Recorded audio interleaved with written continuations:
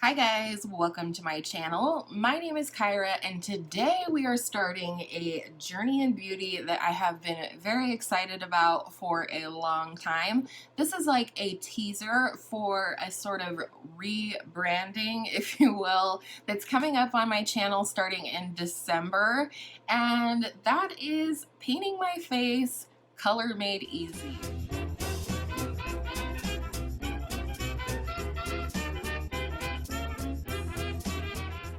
Today we're going to create a copper smoky eye with the BH Cosmetics Zodiac palette.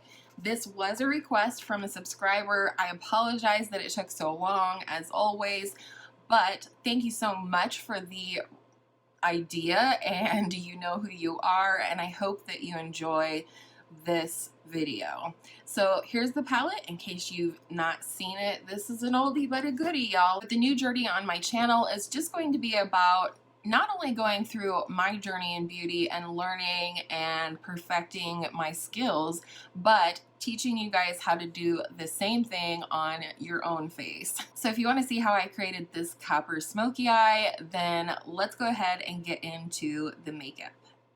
Alright, let's get started. My eyeballs are primed with the Smashbox Photo Finish Lid Primer in the shade Light. Always a mouthful. And I have not set my base because I haven't been doing that lately and I'm kind of loving it. So going into the palette, I'm going to start out with a transition shade today. It's the Aquarius Matte right here. And I'm just going to put that in my transition area, which is the area from the crease going up toward the brow bone. You can bring it up as far as you like. I think it really just depends on your eye shape. And I'm using a flat-topped fluffy brush for that, and I'm starting it on the outer part of the eye as well as closest to that crease socket area. This is very similar to my skin tone, so it really just is going to give us a nice base for blending out the crease shade, which you might have guessed is going to be copperish. So basically what you're looking for when building a gradient in your crease is a light, medium, and dark shade. It can be a light, medium, dark of the same shade, or just light, medium, dark shades that you think coordinate well together. So the light shade today is this one. The medium shade is this guy right here, which we're about to go into, and then this is going to be probably our darkest shade. We'll see how it all shapes up because we are going for smoky. So to pick up the Sagittarius Matte, which is this rust shade right here, I'm going to use this little creased brush right here. It does come to a point, which makes it really nice and easy to get into that socket without bringing too much shadow up into that transition area. It will naturally migrate up there as we start to blend more, but for starters we want to keep it pretty low. And another thing that's important when you're trying to keep things low and going gradually is tapping off the excess of your brush, as some people Wherever you place your brush first, you're going to have the most pigment lay down. So you're going to start this in the outer part of my actual crease, right on that line or that socket area. And once I get most of the pigment off of my brush, that's when I'll start bringing it in toward the crease. And if you have hooded eyes, as I think a lot of us do, it's just a variance of how much of a hood you have. You absolutely can close your eye to make sure you get right into that socket there. And it's always, always a good thing to build up gradually. These are very pigmented shadows. I love them for that reason. Just like when you're spicing or seasoning something that you're cooking, you can always add more seasoning or more salt, but you can't take it back once it's in there, and that's very much the case for eyeshadow. Yes, sometimes you can knock it back with a like bone color or your skin colored eyeshadow, but it's really better if you just build it up gradually until you are at the opacity and the depth that you are looking for. The real trick now will be recreating this look, this depth, whatnot on the other eye. And the trick to that is just doing the exact same thing. Build it up low and slow in the crease, and then intensify it as you need to make it go with the other eye, or to make it the opacity or depth that you're looking for. Another thing I wanted to mention before we move on to our deep shade is that you'll notice that each time I go in with a new brush, it gets gradually smaller. So these are the 3 brushes in the 3 sizes. So you'll see here that this one is the smallest one, and it's going to be used for the deepest shade.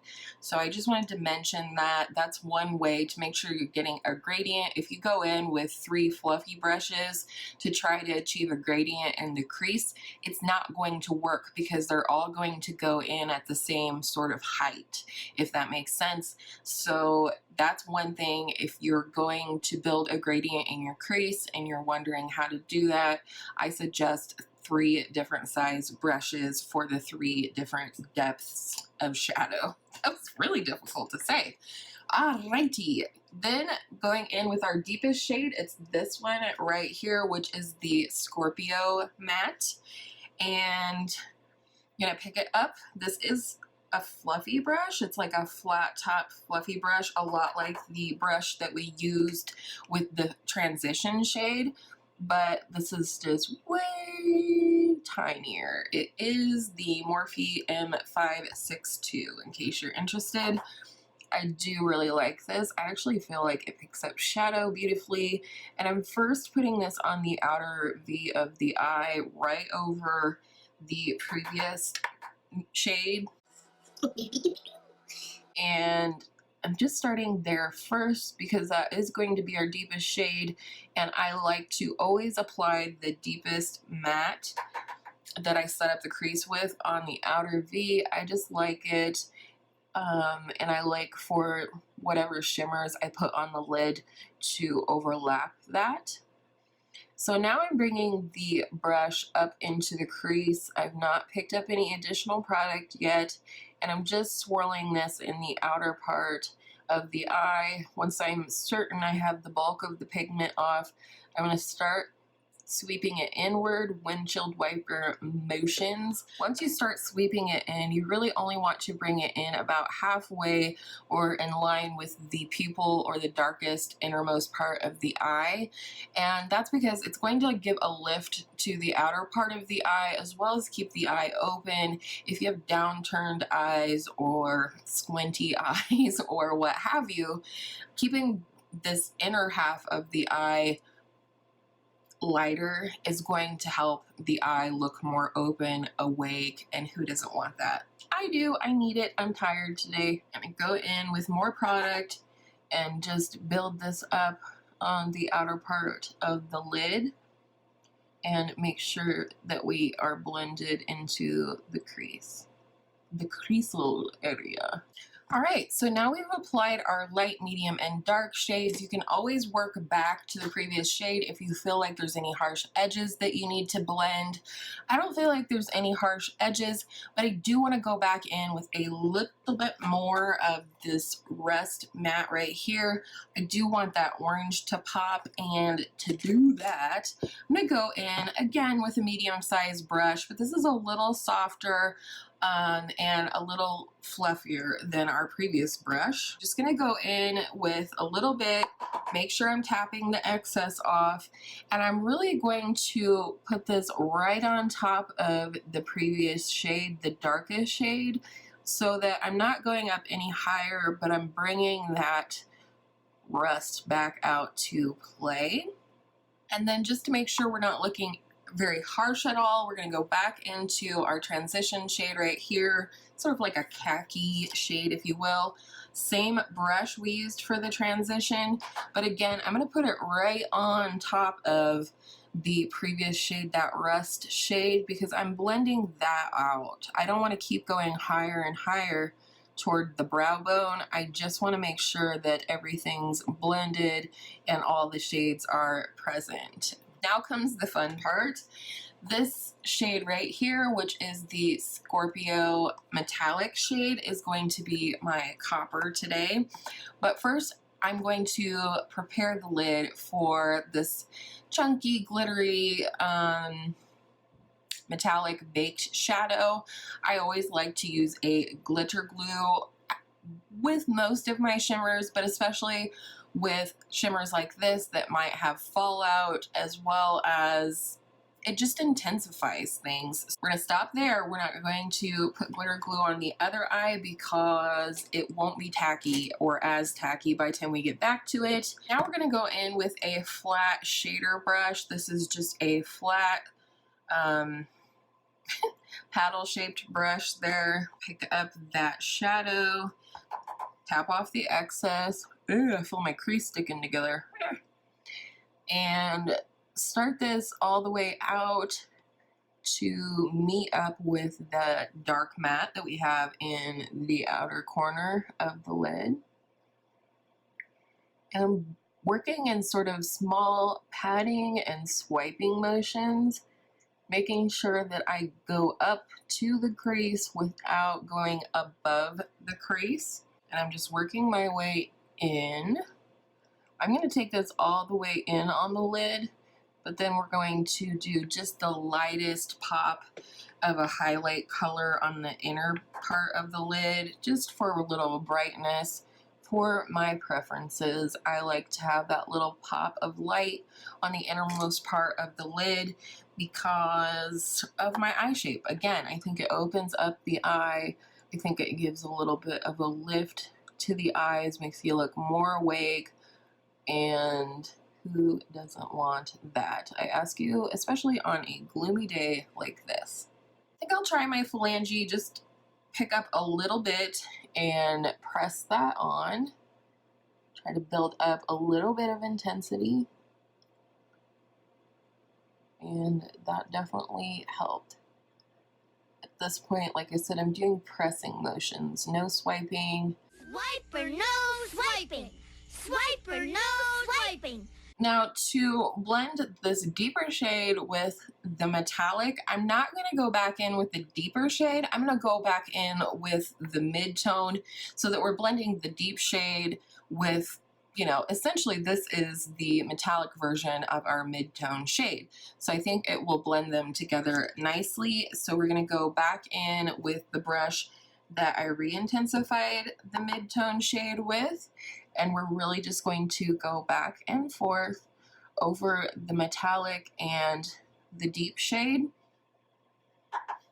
And to me, this is like the flawless way to get your outer part of your lid blended with the whatever shimmer shadow that you have. It just softens that edge, looks like they just melt in with each other, and I just keep doing this until I feel like we have a nice blend like we do now.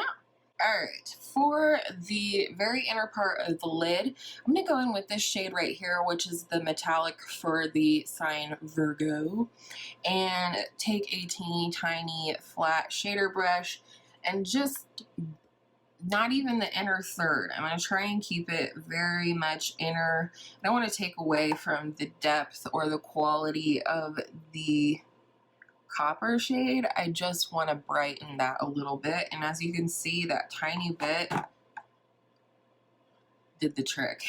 And I'm just tapping over where this pinky rose gold shade and the copper meet. So again, we have a blend, and I think that this actually did a nice job of brightening the inner part of the lid. And you absolutely don't have to. Like, you do not have to highlight the inner part of your lid just because I do. You want to keep it deep and smoky and you're comfortable with that, then rock on with your bad self. Always rock on with your bad self, even when you get concealer on your shirt. Or not concealer, foundation. Look at that. Here, so we're going to quick do the lower lash line, and then I'm going to just grab an inner corner highlight from another palette. So going in with a flat definer brush, this is like a square brush that is very flat. Depending on how deep you want this to get, you could put the deepest shade and then go back in and blend it out with the medium shade. You could use the deep shade and blend it out with the light shade. You could use the mid-tone shade and blend it out with the light shade. It just depends on the depth that you want. But whatever the deeper color that you choose, you're going to use this flat definer brush or a liner brush or whatever has the thinnest ability to get up right against that lash line there is the kind of brush that you want to use. I'm going to go ahead and use the deepest shade to line the lower lash line. And it's always at this point that I want to make sure that the upstairs, the upper outer V, upper lash line, and the lower lash line are connected. You don't want your lower lash line to just be floating out in the middle of nowhere, so to speak. Okay, so there's the first shade for the lower lash line. I'm going to go in with the transition shade. I don't really want the orangey vibe on the lower lash line today. It's whatever your preference is. So I'm going to go in with the transition shade here. I have a short bristled smudgy brush here. And I'm just going to load up my brush, tap off the excess, start at the outer V, and start smudging. Just moving, wiggling the brush back and forth right over the deepest shade that we placed on the lower lash line first. Ooh, that took forever to come out. My Lanta. And you can smudge it all the way down into your eye bag region if you want to. Again, that's up to personal preference. Since I am 37, I'm gonna skip that part and just, keep it pretty tight to the lower lash line. So I'm gonna go into my new favorite All Aglow palette from Clinique and go ahead and use the highlighter here, which is called Shimmer and Glow. And this is a nice like peachy highlighter. It's pretty subtle, so I don't think it's gonna take away from the look at all. Also going to bring this down on the lower part of the tear duct to meet up with the mattes that we put on the lower lash line. It's so entertaining to watch outside right now, so if you keep seeing me look up, I apologize. There's like squirrels playing in the snow, birds flitting around. So see, that didn't take away from the look, but it did brighten up that inner part of the eye really nicely, in my opinion. As always, I like to bring it up a little bit into the crease area. Just gives a nice, there you can see it, gives a nice lift to the eye. Actually, I think I'm going to use the same highlight shade and just highlight under the brow arch. I'm going to go in with some liner and mascara. I have the Marc Jacobs Highliner in the shade Earthquake, the Pixie Eye Bright Liner, which is a matte nude liner, and the CoverGirl Exhibitionist Mascara. And then I'll be right back just for time's sake, and we will try out a new lip together. Alright, we're back. Look at this smoky eye with my new leopard. Is this leopard sweater? I got this at Target and I've been dying to wear it, and it's finally cold enough to do that because this is kind of thick and heavy, which is great. The new lippy I was talking about is my very first Dose of Colors liquid lipstick, and this is in the shade Nude Mood. I actually got this in a BoxyCharm. It's long story short, I got one BoxyCharm box and remembered why I canceled it, so it's again canceled, but you'll see those products pop up, I'm sure, on my channel. I've never tried this formula, so I'm excited because I know it's a favorite for a lot of people, even though I'm not really into liquid lippies anymore.